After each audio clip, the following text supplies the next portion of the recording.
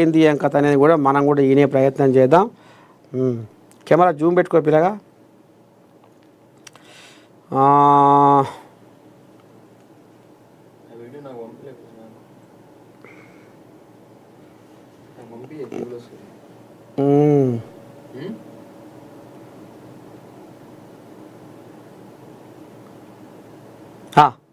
Zoom పెట్టు, ఏమంటుండో చూద్దాం. ఆనాడు కాళేశ్వరం ప్రాజెక్టు సంబంధించి నరేంద్ర మోడీ గారు, అమిత్ షా గారు ఈ రాష్ట్రంలో పర్యటనకు వచ్చినప్పుడల్లా ఆనాడు కాళేశ్వరం ప్రాజెక్టు సంబంధించి నరేంద్ర మోడీ గారు, అమిత్ షా గారు ఈ రాష్ట్రంలో పర్యటనకు వచ్చినప్పుడల్లా కాళేశ్వరం కేసీఆర్ కు ఏటీఎం గా మారింది, 1,00,000 కోట్లు కొల్లగొట్టిందని ప్రధానమంత్రిగా, హోంమంత్రిగా మీరు ఎన్నోసార్లు ఈ రాష్ట్రంలో మాట్లాడింది. కాళేశ్వరం కట్టడం, కాళేశ్వరం కూలడం 3 ఏళ్లలో జరిగిపోయింది. 1,00,000 కోట్ల రూపాయలు ఈ రోజు గోదావరిలో కలిసిపోయినాయి. దాని మీద జ్యుడిషియల్ కమిషన్ వేసి నివేదిక తెప్పించి కేసీఆర్, హరీష్ రావు దోషులు, వాళ్ళ మీద చర్యలు తీసుకోవాలని ఇస్తే ఆ విషయాన్ని అసెంబ్లీలో చర్చించి సిబిఐకి పంపించినాం. సెప్టెంబర్ 1 నాడు కేంద్ర ప్రభుత్వానికి కేసీఆర్, హరీష్ మీద సిబిఐ కేసులు కట్టి అరెస్టు చేయమని మేము పంపించినాం. కిషన్ రెడ్డి గారు అంతకుముందు అన్నారు, మాకు ఇవ్వండి సిబిఐకి 48 గంటల్లో తండ్రి కొడుకులను చెర్లపల్లి చెంచల్ కూడా జైలుకు పంపిస్తామని. నేను ఈనాడు సూటిగా సవాలు విసురుతున్నా కిషన్ రెడ్డి గారికి, మీరు చెప్పింది నిజమైతే, మీరు కేసీఆర్ కు లొంగిపోకపోతే, మీరు వాళ్ళు ఒక్కటి కాకపోతే, బీఆర్ఎస్ బీజేపీ ఫెవికల్ బంధనం ఒక్కటి కాకపోతే ఎప్పుడు అరెస్టు చేస్తారో 11 తారీఖు లోపల సిబిఐ ఎఫ్ఐఆర్ చెయ్యాలి, కేసీఆర్, హరీష్ ను అరెస్టు చెయ్యాలి. ఇదే కాదు, కేటీఆర్ ఫార్ములా ఈ రేస్ పేరు మీద కార్లు తిప్పి కాంట్రాక్ట్ ఇచ్చి ఎలక్టోరల్ బాండ్స్ 50 కోట్లు కంపెనీ నుంచి వసూలు చేసింది.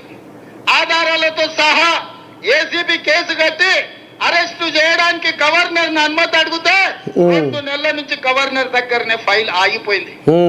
మరి నేను ఇవాళ అడుగుతున్న కిషన్ రెడ్డిని, కేంద్ర మంత్రి మీరు ఎందుకు కేసీఆర్, హరీష్ ను కాళేశ్వరంలో కార్ల రేసుల్లో కేటీఆర్ ను అరెస్టు చేయడానికి మీరు ఎందుకు అనుమతిస్తలేరు?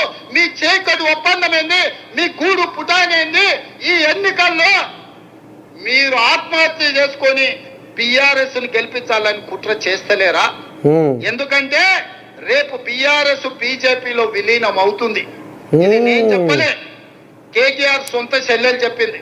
నేను జైలు ఉన్నప్పుడు బీఆర్ఎస్ ను బీజేపీలో విలీనం చేస్తామంటే నేను ఒప్పుకోలేదు, అందుకే నన్ను పార్టీలకు వెళ్ళి ఎలగొట్టిరని. అందుకే సోదరులారా, ఇవాళ ఏ రూపంలో వచ్చినా మీరు అయితే ఇదొకటి. ఇకపోతే ఇంకోటి, ఈ చెత్త గురించి కూడా ఏదో మాట్లాడిండు. ఇవాళ కేటీఆర్ గల్లీలోకి వచ్చి అయ్యో పాడు ఇక్కడ మట్టి ఉన్నది, అయ్యో ఇక్కడ చెత్త ఉన్నది అని అంటున్నాడు. ఆ చెత్త నా కొడుకే మున్సిపల్ మంత్రి ఉన్నాడు కదా 10 ఏళ్ళు.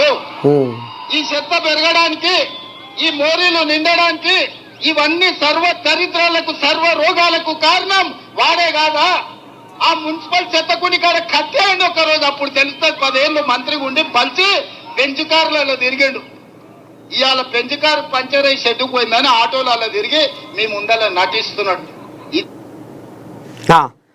ఇగో ఇది కథ మొత్తానికి. ఇక ఈ రకంగా సురుకులు పెట్టిండు నిన్న యూసుఫ్ గూడ, రహమత్ నగరు, కార్మిక నగరు మధ్యన శ్రీరామ్ నగరు చౌరస్తా కాడ. ఇక ఈ రకంగా రావులకు సురుకులు పెట్టిండు రేవంత్ రెడ్డి. ఇక ఆయన శుద్ధులు మొత్తం ఎంచిపోసుకుంటా, ఆయన బండారం అంతా బజార్లు వేసి, ఆయన గతంలో ఏం చేసిండు? మున్సిపల్ శాఖ మంత్రిగా 10 ఏళ్ళు ఉండి ఆయన ఏం ఉద్దారకం చేసిండు? ఇవాళ అదే శతకాడ ఇక మరి ఒక తాడు పెట్టి కట్టేది, అప్పుడు ఆ వాసన పీల్చుకోలేక ఆయనకు తెలుస్తుందని కూడా అనుకొస్తుండు రేవంత్ రెడ్డి. ఇక ఇదేంది, సిబిఐకి కాళేశ్వరం కేసును సిబిఐకి పంపిస్తే 48 గంటల్లో తండ్రి కొడుకులను జైలుకు పంపిస్తామన్నారట. ఇప్పుడు ఆయనే అంటుండు, రేవంత్ రెడ్డి అంటుండు, ఎవరు ఆయన కిషన్ కోహ్లీ కూడా అన్నదట. ఎందుకో దాచిపెడుతుర్రు, తొవ్వ చూపిరి, మేము వాళ్ళని చెర్లపల్లి, చెంచల్ కూడా జైలుకు పంపిస్తామని అన్నారట. ఇక ఎక్కడ పోయిందో ఏం కథ. అన్నట్టు పార్లమెంటు ఎలక్షన్లలో మాత్రము కరీంనగర్కి వెళ్ళి ఒక ఆడియో బయటకు వచ్చింది. ఏంది ఇక దానికరా బీఆర్ఎస్ కారు ఇక పండుకుంది, కారు లేస్తట్లేదు, ఇక అది బ్రేకులు ఫెయిల్ అయినాయి, ఇక లాభం లేదు, ఇక అది ఉత్తబుర్ర అయ్యేటట్టుంది, ఇక మళ్ళీ ఇటు కాకుండా అటు కాకుండా అయ్యేటట్టుంది, ఓట్లు చీలిపోతే మళ్ళీ అక్కడ సందు దొరుకుతుంది. కాబట్టి ఇక మన బీజేపీ వాళ్ళం అందరము ఇటే మన బీఆర్ఎస్ వాళ్ళం అందరము బీజేపీకి సై కొడదాము అనేది అది బయటకు వచ్చింది. వీళ్ళ సోపతి గాడ బయటపడ్డది. అది మా అతను తిప్పారు. ఇక చూస్తుర్రా బీఆర్ఎస్ వాళ్ళు ఏం మాట్లాడుకుంటుర్రో కార్యకర్తలు, ఇక బీజేపీకి సపోర్ట్ చేద్దామని అనుకుంటుర్రు. అది అనేది మొత్తము లోకమంతా ఏల్చిపారింది. ఈ ఆఖరికి వస్తే ఎమ్మెల్సీ ఎలక్షన్లకు మొత్తమే దూరం అయిపోయారు. అసలు ఆ పోటీ చేద్దామన్న ఊసే లేదు. లోపడంగా బీజేపీ వాళ్ళకే సపోర్ట్ చేసిర్రు అనేది గుసగుస. ఇక ఇప్పుడు అందుకనే రేవంత్ రెడ్డి ఏమంటుండ్రు, మీది ఫెవికాల్ బంధము, నేను కాళేశ్వరం కేసును సిబిఐకి పంపిస్తే ఎందుకు మీరు నానబెడుతుర్రు, 11 తారీఖు లోపు వాళ్ళకు ఏం చేస్తారో మీరు చెయ్యరి, తగిన చర్య తీసుకొని కేసు కట్టుర్రి, జైలుకు పంపుర్రి అని ఇప్పుడు ఆయనే ఆంబాయం వెళ్ళబోసుకుంటుండు.